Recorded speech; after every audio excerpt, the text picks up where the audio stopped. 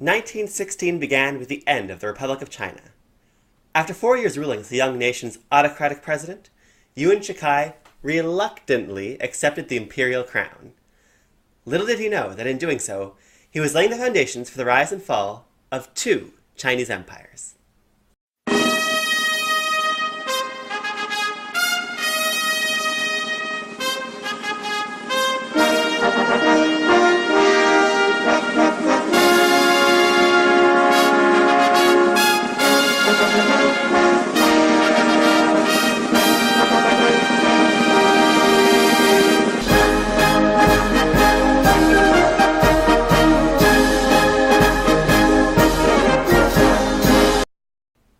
Hi, I'm Emma, and this is Communist Histories.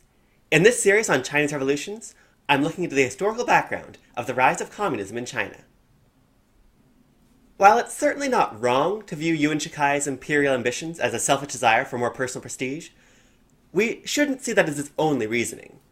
There's plenty of evidence that Yuan sincerely believed that monarchy was necessary to secure stability. And he wasn't alone in this. During the late Qing dynasty, most well-known Chinese reformers argued for instituting a constitutional monarchy. And while most of them, most notably Liang Qichao, abandoned these beliefs as archaic after the 1911 revolution, many did not. Most prominent of these was Kang Youwei, who had been instrumental in the failed reforms of 1898. The experience of these monarchists shows just how rapidly China's political situation was developing. In the course of their lives, they went from radical reformers to milquetoast centrists to die-hard reactionaries, all while holding the exact same political beliefs. And Yuan does appear to have been sincere in the desire for a constitution. His greatest supporter, Yang Du, wrote, "We need a constitutional system to save the nation, and we need a monarchy to establish a constitutional system." Yang looked at the world of 1915 and saw that the countries he perceived to be strongest were either monarchies like Germany or Japan, or very wealthy like France and the United States. There was nothing he could do to make China richer, so a monarchy would have to do. Yuan was also influenced by his American advisor, Frank Goodnow, who believed that the Chinese were unready for democracy. Unfortunately for Yuan, these supporters ended up being a small minority. Within the government, many officials resigned in protest. Even some monarchists like Kang Youwei abandoned him. They were too emotionally tied to the Qing dynasty to support this usurper. And outside of the government, things were even worse. Protests erupted throughout the country. His second son opposed the move so much that he fled to Shanghai and joined a gang. Hoping things would settle down, Yuan kept delaying his official enthronement ceremonies, although he'd already spent millions of dollars on them. As historian Joseph Levinson said, "The parody of a republic yielded to only a parody of the empire."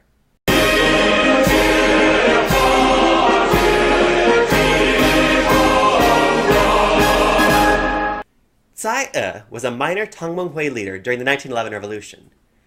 He was successful enough that he was made governor of Yunnan province in the far southwest of China afterwards. In 1913, he was one of the governors removed from office before the Second Revolution, and after Yuan's victory, he was put under house arrest in Beijing.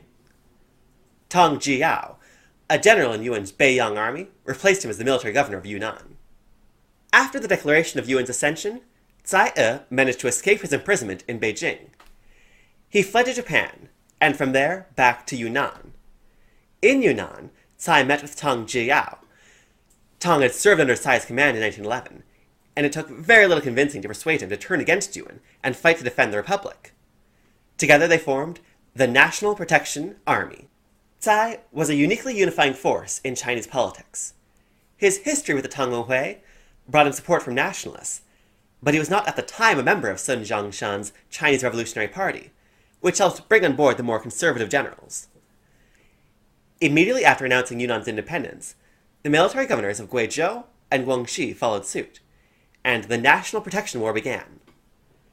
It was immediately clear that this war would be significantly different from the Second Revolution. Yuan had almost no popular support, and the foreign powers all announced their neutrality. The Beiyang army was still larger than the National Protection Army, but they were unable to win a decisive battle, as rebels began popping up throughout the countryside.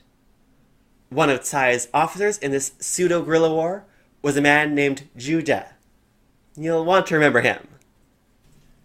The war stalemated, and in March, Yuan finally tried to salvage his control by giving up and rescinding his imperial title. This was not enough to pacify the rebels, though. They now saw Yuan as a tyrant who could be beaten.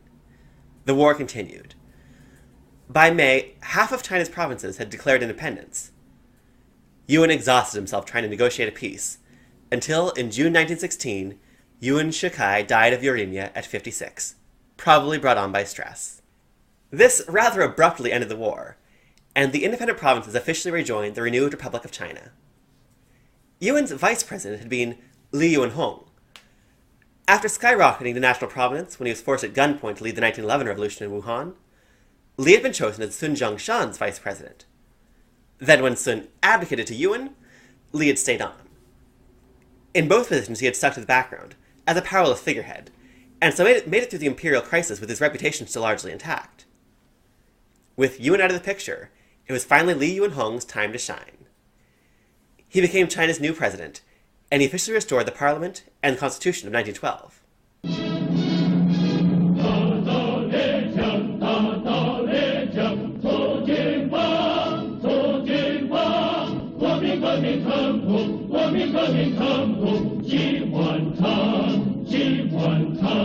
Unfortunately, the China of June 1916 was very different from that of January. Even though all the provinces had officially rejoined the nation upon the end of the war, they were now controlled by governors with strong independent armies who knew that the central government wasn't strong enough to keep them in line. Over time, these independent governors would become known as junfa, or warlords. Often these warlords would form alliances with each other we call cliques, like high school, with artillery. Most weaker and peripheral warlord groups focused on developing their own territory, and came to treat themselves as independent polities. But the stronger, central cliques would compete among themselves to influence and control the legal republican government. The one exception to this trend was in the south. The provinces that had spearheaded the National Protection War remained united under the leadership of Xue Ye. He had become a national legend during the war, and was on track to take Sun Zhongshan's place as the country's preeminent nationalist. But in November, just 5 months after winning the war, he died of tuberculosis. Death comes at you fast in 1916.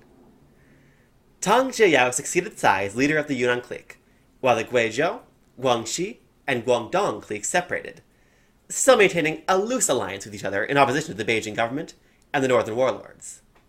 President Li Yuanhong did not have a clique. While he had succeeded Yuan as leader of the government, he did not succeed him as leader of the Beiyang army. Leadership of the army was divided between Yuan's two best officers, Feng Guozhang and Duan Qirei. Feng and Duan split the army into their own factions, the Zhili and Anhui cliques respectively. These became the two most powerful forces in China. Li tried to keep control over the army by inviting these cliques into the government. Duan became Li's prime minister, and Feng became his vice president. Inevitably, what this actually did was put Li under the control of the army. Duan Qirei in particular, as the prime minister had a little more power than the vice president.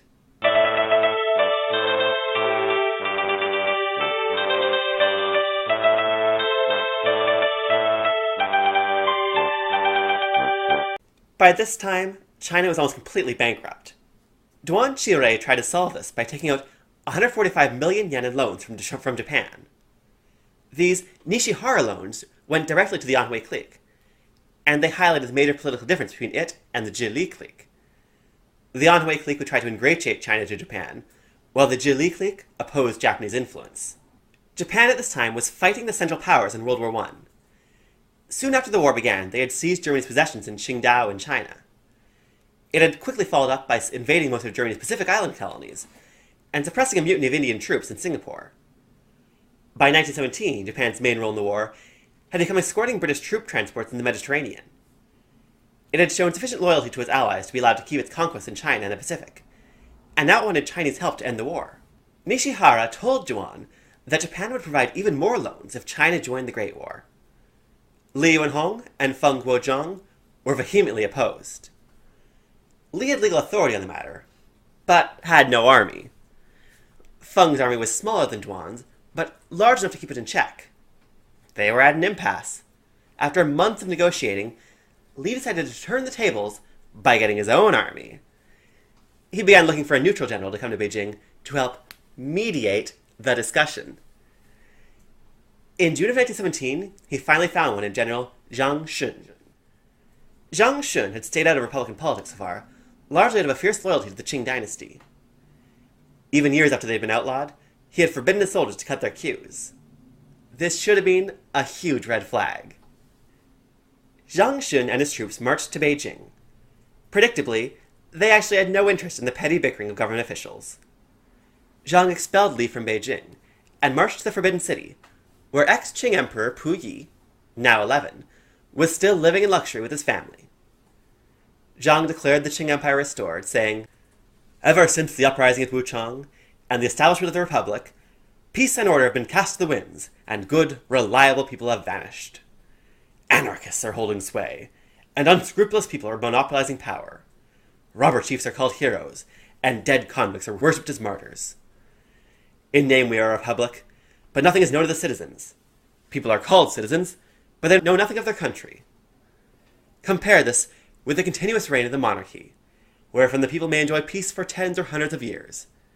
The differences at once seem to be as great as the distance between heaven and earth." The criticisms in this declaration were pretty hard to deny, and putting the mantle of leadership upon the Qing made the move much more popular with monarchists than Yuan's attempt had been. Kang Yue became one of Zhang's biggest supporters. Constitutional monarchist Yang Du supported the restoration at first. However, it became apparent to him that, unlike Yuan, there was nothing constitutional about Zhang's ambitions. Yang eventually denounced Zhang and Puyi.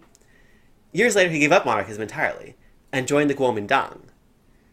2 years before his death in 1931, he joined the Communist Party. Beijing was decked out in yellow dragon flags, as its citizens ran to thrift shops to buy back their old Qing gowns. Outside the capital, however, the Qing didn't pick up much traction. Yuan immediately led his army against Zhang, and without a mass uprising to support him, Zhang was hopelessly outnumbered. During Yuan's siege of Beijing, he had a plane bomb the Forbidden City. Only 3 people were killed, but it was a heavily symbolic act, especially as it was the first ever aerial bombing in China. Zhang Shun was determined to fight the Republicans to the death. His troops were less determined. They arrested him, hid him in the Dutch embassy, and surrendered. As Anhui clique armies marched into Beijing, one foreign observer described streets strewn with fake queues, which people had worn in support of the Qing. Zhang Shun would survive in retirement, and Puyi would not be punished at all, other than being forced to receive a Western education. But the Republic lived again, just 2 weeks after the beginning of the Restoration, and less than 2 years after Yuan Shikai's imperial declaration. Yuan became prime minister again. Liu Yuanhong was exhausted with politics, and resigned as president. He was succeeded by Feng Guozhang. With this, civilian rule of the Republic was officially over, just as China's independent cliques began to see just how weak their national government was. The Warlord Era had officially begun. This was a very war-y episode, so next time we'll be taking things in the opposite direction to discuss the New Culture Movement and the May 4th movement. Make sure to subscribe, and check out the description below for some reading suggestions on today's topic.